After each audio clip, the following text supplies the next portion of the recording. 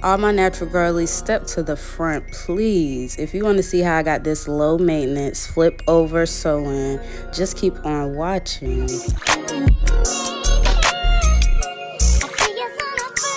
Just copy the flex. They waiting on my new shit to drop. Where the fuck the toilet at?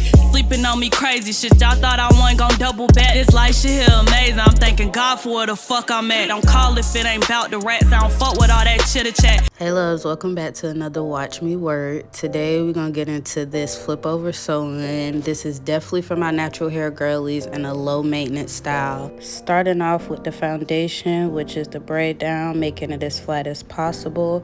I did have my wand because the arms were aching. I did braid my hair 2 days before I decided to go in and sew in the bundles, but overall just making the braid out as flat as possible. It just depends on the thickness of your hair.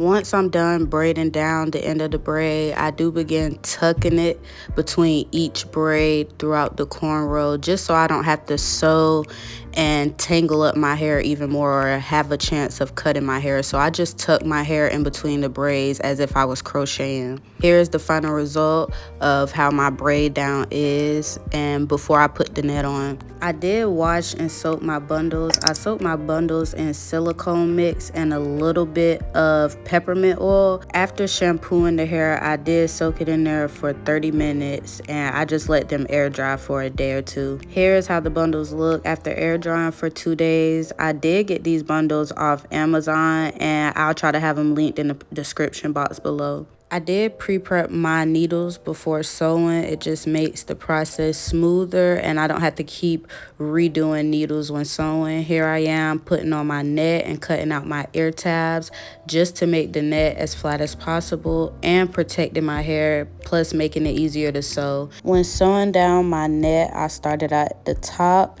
and just to secure the first stitch, you just go through the bottom where you sewed in the knot, and I just loop twice in between that once you make the hole, and then I just begin to sew. And you don't have to make a knot each time, especially when doing the net. I just like to make sure the net is secure, but when doing the bundles, I do those differently. But right here I am tying the knot.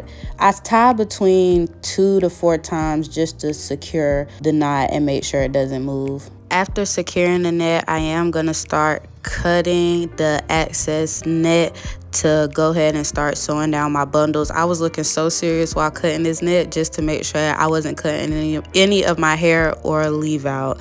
I was not having any of that. I was like, let me go ahead and put my leave out in my mouth right here and look in this mirror. But here is how the net turned out after cutting everything. I did go ahead and start off prepping my wefts. I was double wefting each weft when sewing. I did put the needle through the end of the weft. It doesn't really matter which side you decide to place the needle on. Right here, I am starting underneath my tail braid just to have the bundle underneath that braid, so whenever I put my hair up in a ponytail, the track isn't showing. And I also do pin down my wefts just to allow the hair to stay up and prop and won't keep falling down while I'm sewing, just making the process smoother as we need because the arms are gonna ache. Okay, when sewing, I am sewing underneath the wefts, not through the wefts, underneath the wefts. And the first track, I did just go in a circular motion and I just went round and round until I got to the end of the track, just so in the front the track wasn't showing. I wasn't laying it forward, I was more so placing it the opposite way underneath the braid, just like how I did in the back of my hair. I did the same thing in the front of my head. Right here, I'm tying a knot, like I said, between 2 to 4 times just to secure the tracks. My arms was definitely aching and hurting, as you can see. After this first track, I did take a break because I'm like, hold up, wait a minute. If it's arm day for the gym, you might as well go ahead and skip that the day you decide to do the sewing, because baby, this is an arm workout in itself. My arms was tired. I was fed up already, and this was one track in. But it definitely was giving flat and how I needed to a seamless perimeter like I wanted. I keep saying track, I mean bundles, same difference. Here's my hair after sewing in the second bundle. I was determined to fit in the third bundle, which my hair normally does take 3 bundles. I just wanted to make sure all 3 of the bundles fit. But I do have 4 bundles out of this hair that I ordered, but I never used the 4th one. Right here, I'm making sure to sew as close to that top weft as possible, the one that we put underneath the braid, sewing the first track in the O shape. This is how much of the 3rd bundle that I had left. I wanted to make sure I get it all in, but I didn't want it to look bulky, so I wanted to keep it flat as possible. I am taking out my leave out right here so I can go ahead and to start blending that. I should have probably detangled the hair a little more, but I just took out my leave out and just separated it as much as I could. It was already blended once I took out my leave out anyway, but I should have brushed out the hair, but I didn't ever do that. I just separated it, like finger detangle it, just so it wouldn't tangle up too much, because the hair definitely resembles natural hair, so it requires that type of care also. The back of my hair was so seamless, I could put it up, put it into a low ponytail. Also, I can even put it into a high ponytail. The style is very versatile, so I'm very happy with the flip over method. For this to only be the 3rd time of me doing the sewing, I really love how it came out. For products, I did use the locking gel for my edges and the mane and tail detangling spray with the Miel's curl diffusing mousse.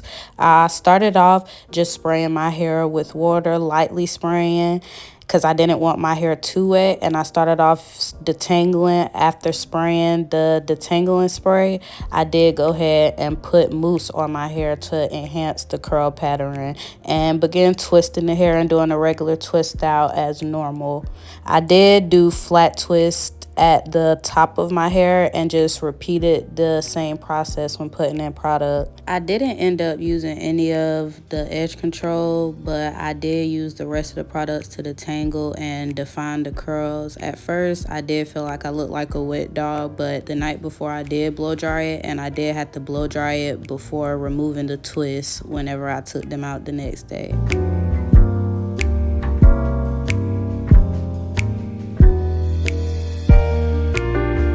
I blow dried the hair after doing the twist just so they can go ahead and dry some, and I also blow dried them too the next day when removing the twist. The next clip will be 2 days later.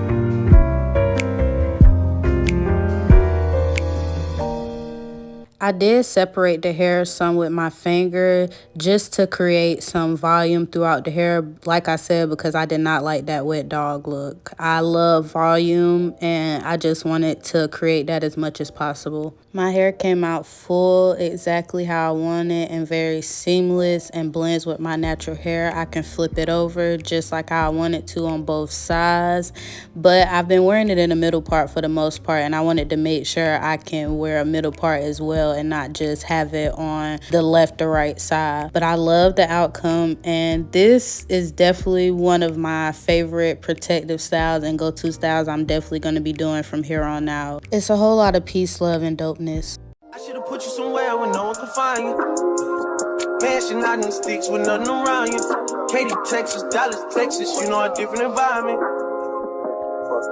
You got desires, I know. Just copy the flex. They waiting on my new shit to drop. Where the fuck the toilet at?